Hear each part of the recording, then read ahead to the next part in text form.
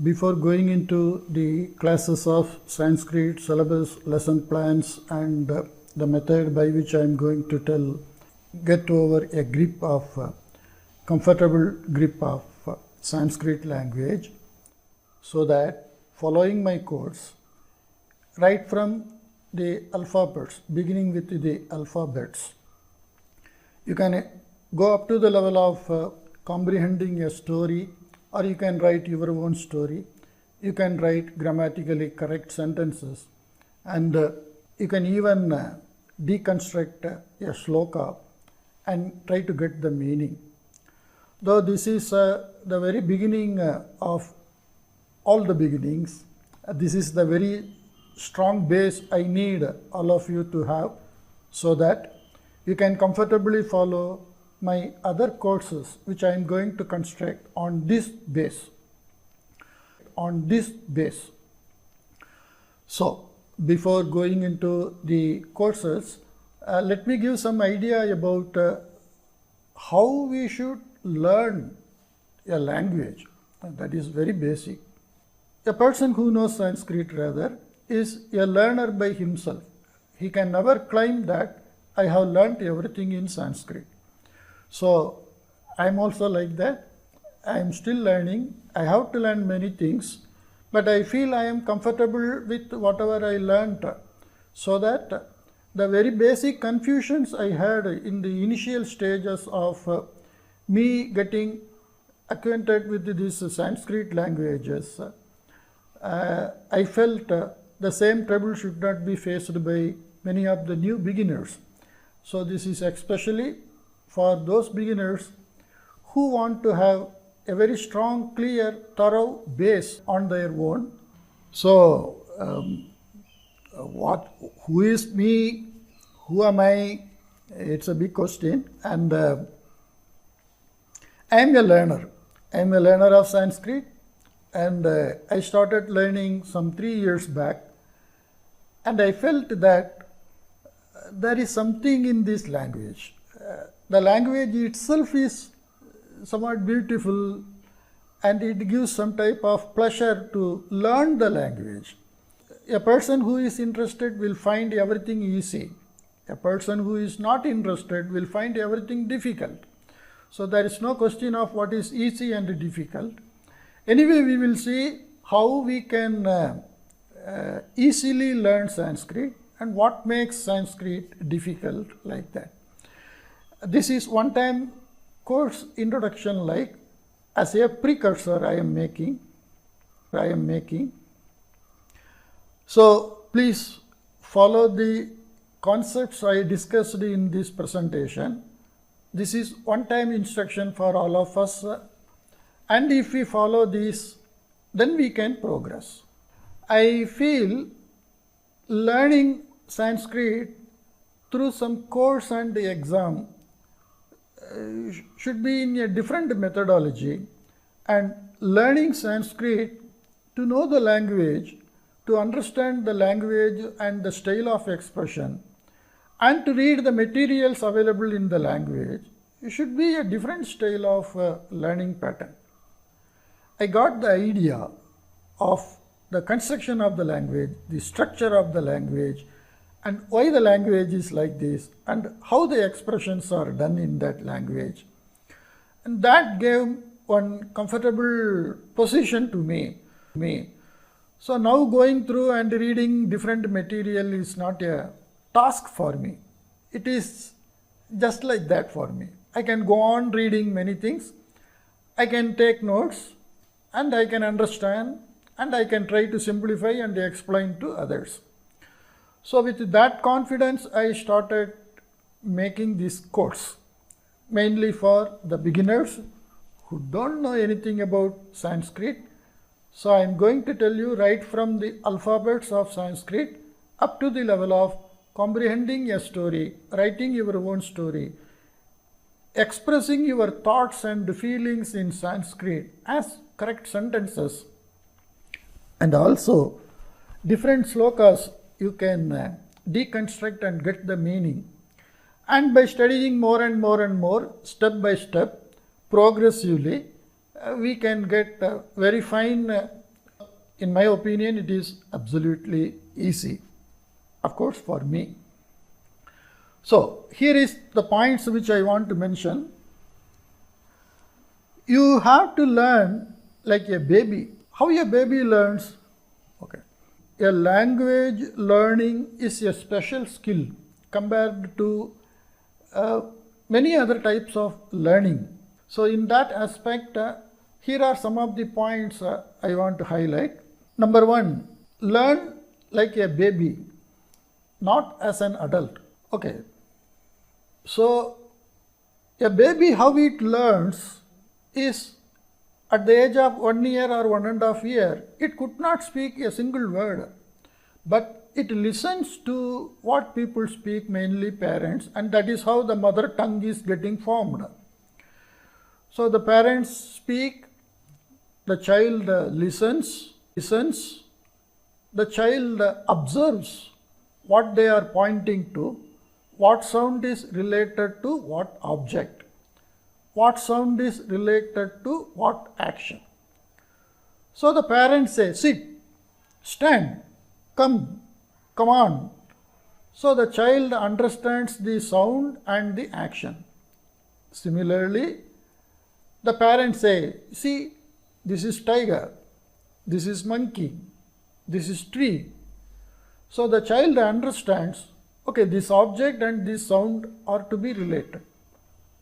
So listen and see. You map the word of the sound and the object or the action in your mind first. So that is to be number one step. The child simply learns by listening to the sound, observing, mapping objects and actions with the sound. I want to drive this point very clearly. That is going to help you to learn the language in a fast and easiest way. Okay, now if you have to start speaking or writing, you have to know more and more vocabulary. Sanskrit has millions and millions of vocabulary which we cannot make a dictionary. So the vocabulary we have to familiarize over a period of time. So in the initial stage, more vocabularies are not required. Having a set of 50, 100 words, we can practice the language for sentence construction and expressing our ideas. So that is number two. We should not go behind learning more vocabulary, learning more vocabularies in the initial stage. The third thing is just again like a child. How the child start speaking. When it becomes 1.5 or 2 years old, the child speaks with 1 or 2 words, maybe with verb, maybe without verb. The child speaks with 2 words, 3 words as a sentence. Whatever the child has learned, listened, and mentally it has made it clear that this sound, this object, this sound and this action are related. So I am doing that action, I am saying that object, so I have to use this sound. So with the minimum occurred available words and verbs, the child starts speaking. There are some concepts to understand in Sanskrit that I am going to explain in different ways. You take notes on those concepts in your tongue initially and you revise your notes. Whatever notes you have taken day after day, you revise all the notes taken in successive sessions and classes. You have to measure your own progress by taking the exercises which I am going to give in these sessions and attempting all the questions. By making progress, we get confidence, and by finding where we are making mistakes, we can correct that area and we can improve upon. For that, you will have to take self-test. So whenever I am giving exercises and worksheets for homework, you please completely attempt all and check with answer which I am going to discuss in the next session. Always try to express your thoughts by writing and by speaking. You know your limitation because we are learner. So we are not expert. So we can't do what the experts are doing. So as a learner, we have to do step by step. Whatever we have learned, we will have to exhibit, and we have to understand where we are making mistakes regularly, and we have to correct and build our skills. So this is very essential if we want to improve upon. We have to know the limitation and we have to build up the skills. And the learning is not a process which we can say, okay, it is enough, I will just close it off. Of course, language, a learning process which is continuous in nature, and the Sanskrit, the literature, texts and the scriptures are that our lifetime won't be sufficient to completely go through all the text and scriptures. So learning is a continuous process, and as long as you continue to learn and to practice, you gain more and more knowledge. Okay, as I said, easy and difficult is a relative term. Sanskrit is very easy to learn and understand. What is difficult in the initial stage is because the language is very compact and dense informations are written in poetic structure. To decode and deconstruct and get the meaning out of that structure is what initially difficult. And my objective is to make that simple. And I understood to deconstruct a sloka. A sloka is nothing but a sentence. A sentence written, if there is a text sentence, you can read and understand. But the same sentence, if it is shuffled here and there and ordered in some tune, you get a sloka as per some rules.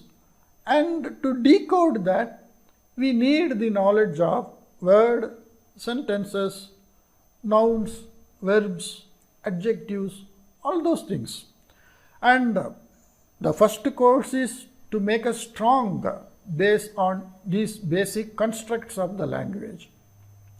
So once we are very strong in the language construction, then we can understand the language very simply. Okay, these are all the concepts. A new language, initially we have to learn in our own language, which we already know. All of us know one language, some may know more than one language. But the concept here is entirely we should not learn the language in our language. In the initial stage, we have to learn a new language in our language, and over a period of time, we have to learn that language in that language only. So we have to make a shift from learning in our language to learning in its own language. I will show you how, and though I am going to use English as the medium of teaching, gradually I will be using more and more Sanskrit words. You will be more comfortable listening to Sanskrit words, and the lecture will be with minimum English words. I am sure you are not going to find any difficulty in understanding these topics. As I said, vocabularies you will have to collect as I am going to discuss in these lectures, the materials which I am going to use and show. Note down all the vocabularies in your notes. There is a pattern in Sanskrit when we are making words, when we are making verbs, when we are constructing sentences. If you understand that concept, understand that pattern, then it will be easy.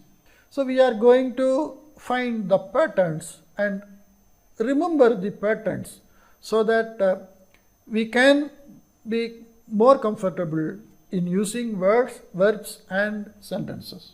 I am going to demonstrate each and every topic or the portion of a topic through online video, and I will be using whiteboard and wherein I will be writing.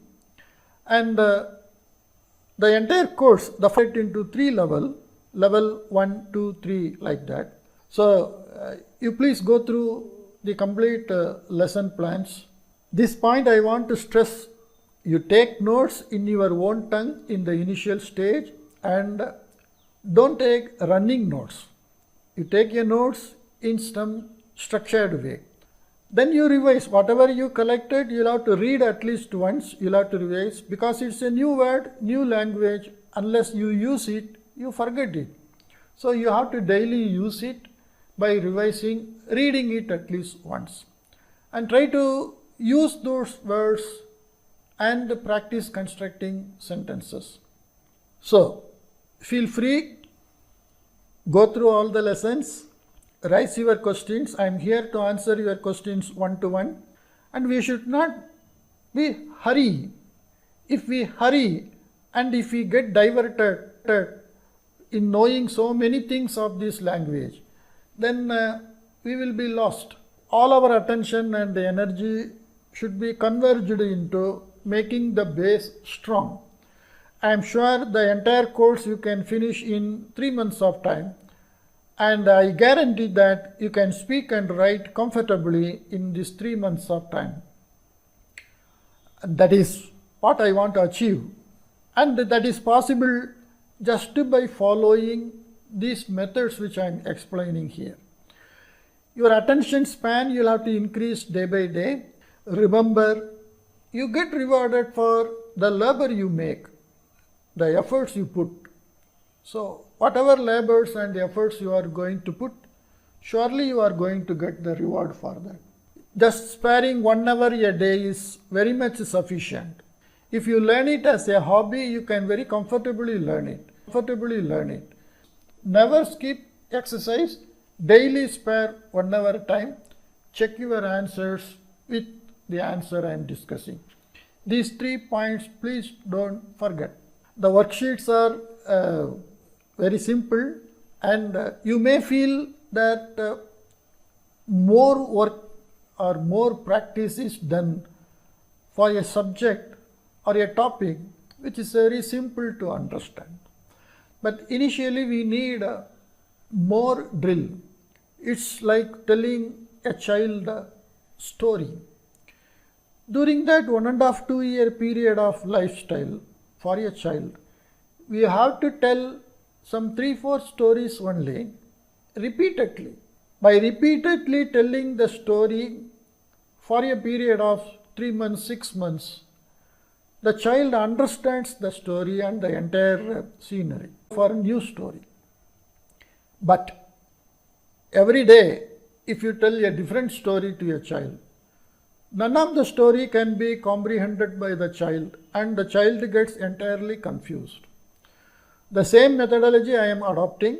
So initially the topics are built up portion by portion in pieces with more drill.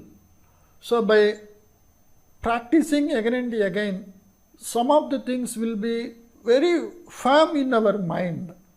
So just like that, we can retrieve those words, we can remember those words.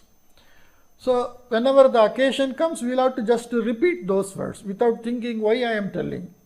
It's like telling thank you or sorry. You never think to say thank you, you never think to say sorry. Just like that, you say thank you and sorry, thank you and sorry.